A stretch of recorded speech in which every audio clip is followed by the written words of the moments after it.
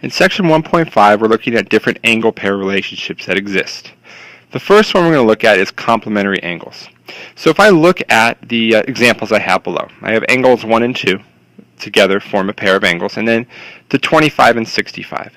If we look at those two sets of angles, they have something in common. Both of those sets add to 90 degrees. So complementary angles are two angles whose sum is 90 degrees. We better clarify that though, whose angle measure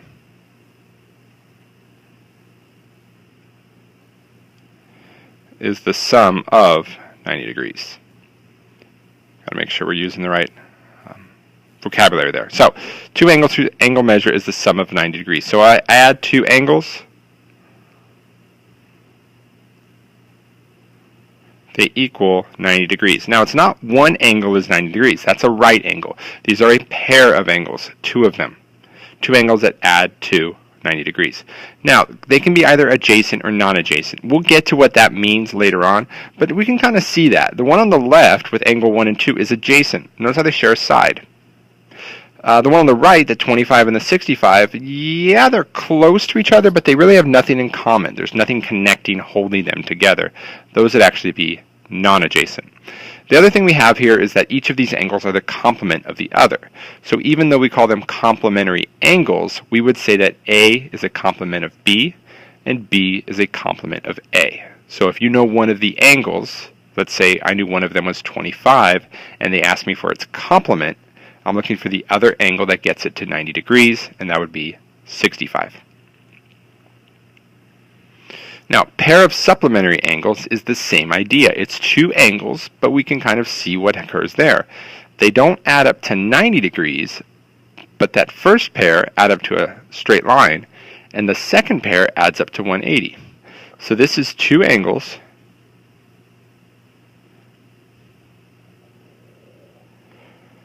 whose angle measures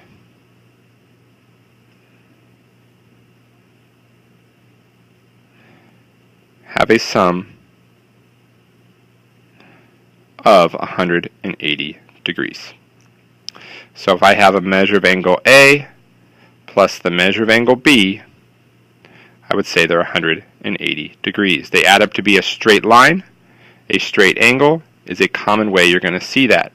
So we've just said they can be adjacent or non-adjacent for complementary. Same thing works for supplementary. I have the top example is 1 and 2 share that side. They're together, they're attached. The bottom example, I have the 110 and 70, they're not really attached. They're just kind of near each other. So those would be non-adjacent. Also with the same of complementary, each angle is a supplement of the other. If I said, give me the supplement of 110 degrees, you would give me the angle that pairs with it to make 180 degrees, and it would be 70. Now we get to our adjacent angles. And adjacent angles are two angles that share a common side and a vertex, but they have no common interior points. So let's write that down. Two angles that share a side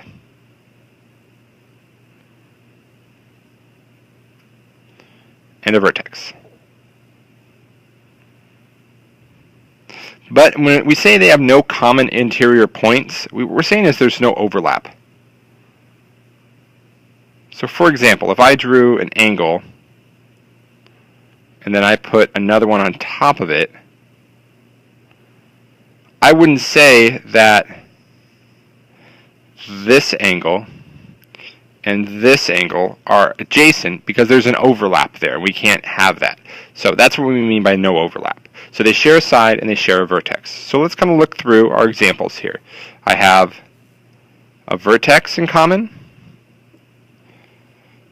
I have a side in common. I have the side in common, vertex in common.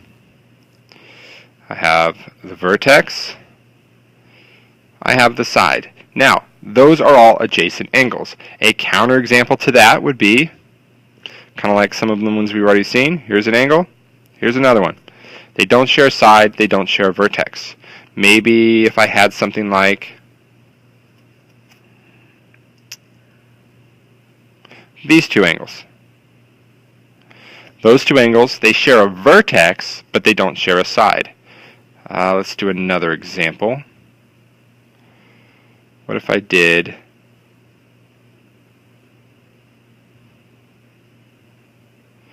something like this angle and this one? So they share a side, but their vertices, or the vertex of each, are different. Those would also not be adjacent. The other thing to notice here is I say nothing about their measurement. If we're saying adjacent angles, we need something else if we're going to do something about their measurement. And we're going to see later on there's certain stipulations that occur, and they need to be adjacent for properties to exist. But for right now, adjacent means they share a side and a vertex. So why do we need this adjacent? Well, a linear pair of angles is an important one to look at. So a linear pair, if we look, have a few things in common. First of all, I have 1 and 2 of my angles there. I already said they were supplementary if they formed a straight line. And that works in both of these. Now we also have that they're adjacent. Notice they share their side, they share their vertex. So this is actually a pair of angles that are supplementary and adjacent. So it's not an either or. It has to be two angles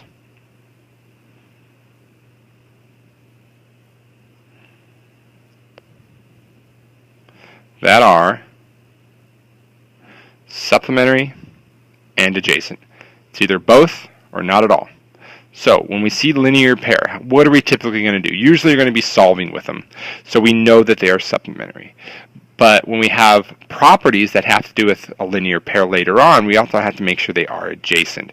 So for right now, they're supplementary and adjacent. What you're going to use to solve, though, if I gave you angle 1 and wanted you to find angle 2, is the fact that they are supplementary and they add up to 180. Now, an example of angles that would not be a linear pair. If I had these two angles and I had 100 and one was 80, these would not be a linear pair because they are supplementary, but they are not adjacent. If I had these two angles are adjacent, but they're not supplementary. The next term we have is vertical angles. And our definition says they're vertical angles if their sides form two pairs of opposite rays.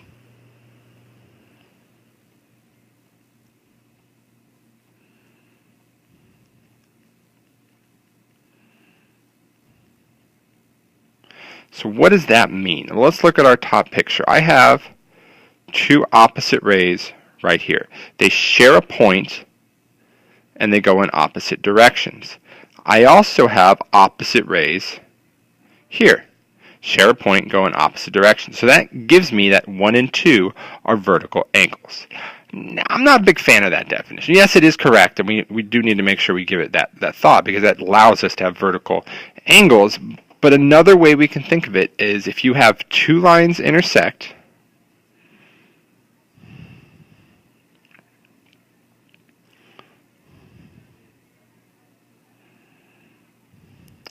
then vertical angles are on the opposite side of the vertex.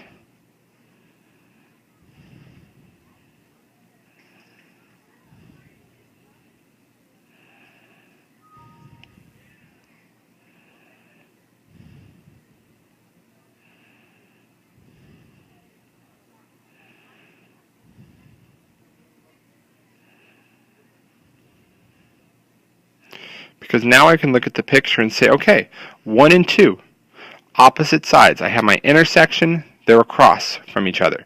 They're not next to each other because that would be adjacent here, but they're across from each other. It's kind of like you're standing at an intersection. Bottom diagram shows it pretty well. You're standing at an intersection. Here you are at angle 1. And if you look across the opposite side of the intersection, that's to the vertical angle to you. Just to the next to you would be adjacent. But we're looking for that opposite side. That's going to be the vertical angle. So let's start identifying some of them. So let's go through our complementary first. Complementary, we know we add up to 90 degrees. Well, I can see I have this 90 degrees there, but I'm not going to say CED is complementary, because for complementary I need two angles. What I actually get, though, is these two angles are also 90 degrees. So I'm going to say that angle AEB and BEC are complementary. Reed Johnson, Cody Jackson, Shailene Burke.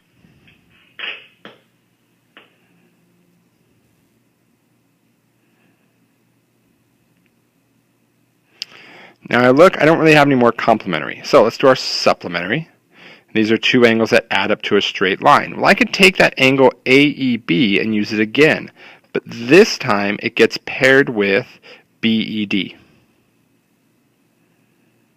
That gives us a straight line, and these are these two angles. Okay, now we do have another supplementary pair, and that's going to be angle AEC and angle CED. So that is this angle and this angle. Okay? Now when we look at adjacent angles, actually all three of these are adjacent pairs. So we're going to put a little star next to it because they are all adjacent. So those three are all adjacent. They share a side. A way we can cheat and kind of notice that, notice how this one has EB and EB. EB, EB. EC, CE. When they share a side, they'll have those two letters in common. So all of those are adjacent. We even have another one. We could say angle BEC and angle CED. Now that one's not complementary, it's not supplementary, but they do share a side, and that would be EC that we use. Okay, the last one now is we're going to have to solve with them. So we know complementary and supplementary. So I look at the diagram and I see that the two angles, AEB and BED, are supplementary. Because they form a straight line, I know they add up to 180. So I know angle AEB plus angle BED is equal to 180 degrees. So we have 4x plus 13 plus 18x minus 9 equals 180. This gives me 22x plus 4 equals 180. Or 22x equals 176. If I divide both sides by 22, I get 8. So now I can plug back in. We'll go here and say 4 times 8 plus 13. 4 times 8 is 32, plus 8 is 45 degrees. And then 18 times 8 minus 9 actually comes out to be 135. So I have 45, 135. Those add up to 180, which is what we wanted. So we know that the measure of angle AEB